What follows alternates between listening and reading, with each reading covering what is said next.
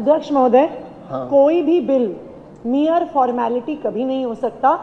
इस वाक्य का प्रयोग इस सदन का अपमान है, क्योंकि ये Delhi goods and services act है, ये सेंट्रल एक्ट नहीं है, ये Delhi goods and services act है, इस विधानसभा में पास किया हुआ है।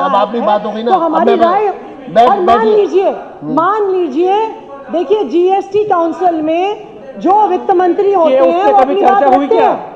अगर दिल्ली विधानसभा को जो Delhi goods and services tax में अमेंडमेंट में उससे आपत्ति है, तो दिल्ली के वित्त मंत्री की जिम्मेदारी है कि जीएसटी काउंसिल में वो बात रखें। कुछ मैंडेटरी नहीं होता, जनता ने हमको चुन के भेजा है, हम जनता के आपका भाषण ना, आप भाषण बैठ जाइए। अध्यक्ष महोदय चाहते हैं, बैठ जाइए, मैं आपको बताता हूँ अभी। अब आप बोलिए। नहीं अध्यक्ष महोदय, प्रोपोर्शनेट होगा। हमारे दो विधायक बोलना चाहते हैं। नहीं तो फिर इधर से जब नाम नहीं आ रही तो फिर ऐसे चर्चा। देखिए उनकी इच्छा है, ये तो सदन का। आप बोलिए, आपको जो बोलना बोलिए, आप बोलिए, आप बोलिए। अध्यक्ष जी, हमारे दो विधायकगण पहले आप बोलिए, मैं आपको इजाजत दे रहा हूँ बस। अध्यक्ष जी, और उधर मुख्यमंत्री जी को, बस इसके बीच में कोई नहीं। जब क्या तरीका है अध्यक्ष जी, मैं तो बोलूंगी, आप बोलिए, मैं बिल्कुल दोनों बैठिए।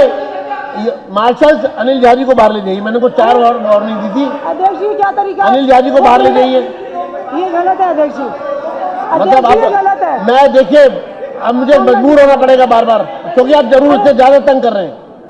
माननीय अध्यक्ष महोदय, जो 2 जीएसटी अमेंडमेंट बिल्स इस सदन पटल पे रखे गए हैं, उस जीएसटी अमेंडमेंट बिल्स पे हमारे कुछ प्रश्न भी हैं और हमारे कुछ ऑब्जर्वेशंस भी हैं। सबसे पहले तो मुझे मैं इस बात पे तो आपका धन्यवाद करूंगी कि आपने इस पर डिबेट की शुरुआत करी, परंतु अगर हमारे विपक्ष के विधायकगण बोलना चाह रहे थे, उनके कुछ सवाल थे, आप बोलिए ना, उनको बोलने का मौका जरूर मिलना चाहिए। हाथी के पैर में सबका पैर। सबसे पहला जो number 4 Delhi goods and services tax amendment bill 2025, section 7 amendment of section 16. In section 16 of the Delhi Goods and Services Tax Act, with effect from the 1st day of July 2017, after subsection 4, the following subsections shall be inserted. Number 1, notwithstanding anything in subsection 4, in respect of an invoice or debit note for supply of goods or services, or both pertaining to the financial years 2017-18, 18-19, 19-20, 2021, the registered person shall be entitled to take input tax credit in any return under section 39, which is filed up to the 30th day of November 2021. 6. Where registration of a registered person is cancelled under section 29 and subsequently the cancellation of registration is revoked by any order, either under section 30 or pursuant to any order made by the appellate authority of the appellate tribunal or court, and where availment of input tax credit in respect of an invoice or debit note was not restricted under subsection 4 on the date of order of cancellation or registration, the said person shall be entitled to take the input tax credit in respect of such invoice, debit note for supply of goods or services or both in a return under section 39. हमारा ये सवाल है माननीय मुख्यमंत्री जी से कि ये जो अमेंडमेंट ऑफ सेक्शन 16 है, ये किस संदर्भ में लाया गया है, और दिल्ली के कई व्यापारीगण इस मुद्दे पर कि ये पूरी इनवॉइसिंग की प्रक्रिया और इनपुट टैक्स क्रेडिट की प्रक्रिया में बदलाव आ रहा है, इस बात को लेकर चिंतित हैं। इसी तरह से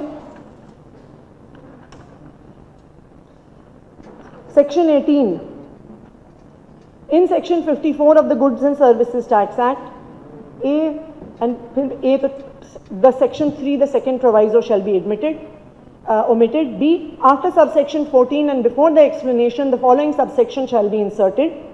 15, notwithstanding anything in this section, no refund of unutilized input tax credit on account of zero rated supply of goods or of integrated tax paid on account of zero rated supply of goods shall be allowed where zero rated supply of goods is subjected to export duty. इस पर भी input tax credits के system में जो बदलाव लाया जा रहा है, ये व्यापारी गणों के लिए एक चिंता का मुद्दा है, क्योंकि उनका ऐसा मानना है कि बार बार इनपुट टैक्स क्रेडिट्स पे जो बदलाव लाए जाते हैं उसमें इतनी कॉम्प्लिकेशन हो रही है कि किसी भी व्यापारी को जीएसटी कब फाइल करना है, कैसे फाइल करना है, कहां फाइल करना है, उनको उसका पता नहीं रहता। बिल से क्या लेना देना है? अध्यक्ष महोदय, बिल में अमेंडमेंट है सिंपल। अध्यक्ष महोदय, तो ये उसको बताएंगे ना कि नहीं, आपको अगर मान लो पॉलिटिकल मुद्दे उठाने हैं तो आपको मैं और समय दे दूंगा, लेकिन आज क्योंकि बिल की बात हो रही है। ये पॉलिटिकल कहाँ है? चलिए, ये तो प्योरली टेक्निकल है। ये पॉलिटिकल कहाँ है? ये आपने कहा अमेंडमेंट पर सीमित रहो, अमेंडमेंट पर बात करिए ना। तो मैं ये दो स्पेसिफिक अमेंडमेंट करिए आप। जो दो स्पेसिफिक अमेंडमेंट्स हैं इनपुट टैक्स क्रेडिट से रिलेटेड, उस पे हमारे सवाल है।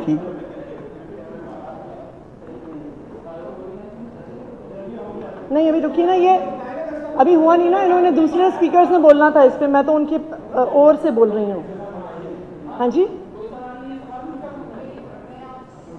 मैंने तो इस बिल पे बोलना नहीं था, अध्यक्ष जी ने हमारे विधायकों को बोलने नहीं दिया, तो इसलिए क्या करें।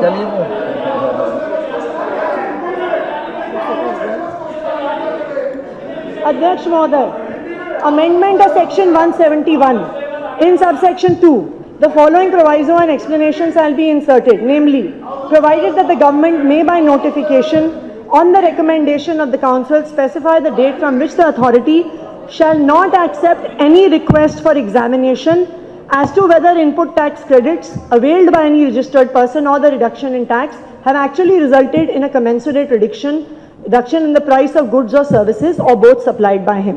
तो ये तीनों अमेंडमेंट्स जो इनपुट टैक्स क्रेडिट्स के सिस्टम को बदलाव की ओर लेके जा रहे हैं, इस पे मैं चाहूंगी कि माननीय मुख्यमंत्री जी अपनी बात रखें, क्योंकि इसको लेके दिल्ली के व्यापारी चिंतित हैं।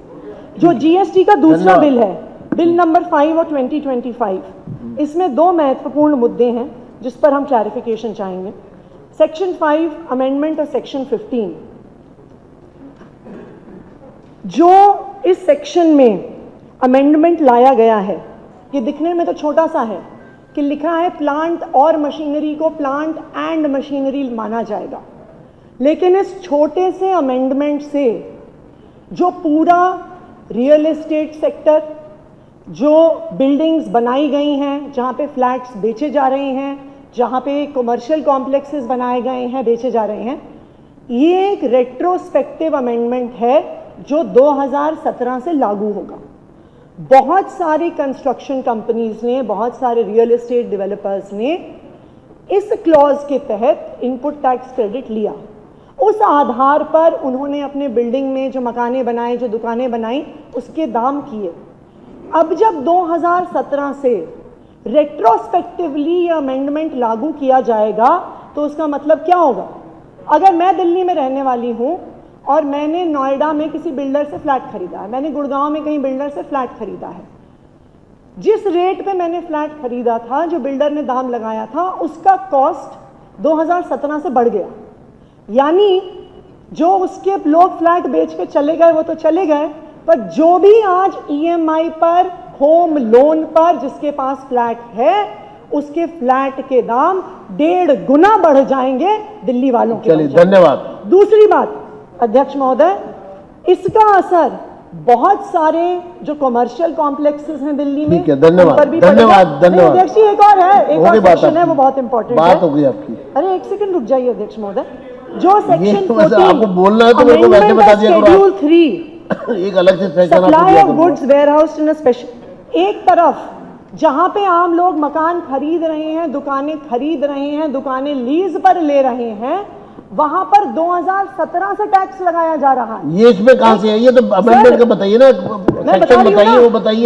दूसरी तरफ आपको भाषण देना है तो मैं आपको अलग से समय दे दूंगा, कोई बात नहीं। Supply of goods warehouse in special economic zone में भारी टैक्स की छूट दी जा रही है। देश का सबसे बड़ा एसईजेड किसका है? मुंद्रा पोर्ट का एसईजेड किसका है? दिल्ली में क्या? चलिए, धन्यवाद, जनता आपकी बात हो गई पूरी, अब आप बैठिए। इस बिल के माध्यम से सदन का समय जाया ना करें। टैक्स की छूट बहुत बहुत धन्यवाद। इस पर मैं चाहूंगी कि दिल्ली की वित्त मंत्री माननीय रेखा गुप्ता जी, दिल्ली की मुख्यमंत्री, जो 5 क्लॉज मैंने बताए हैं उन पर बात करेंगी, अपना जवाब दें। ठीक है, धन्यवाद।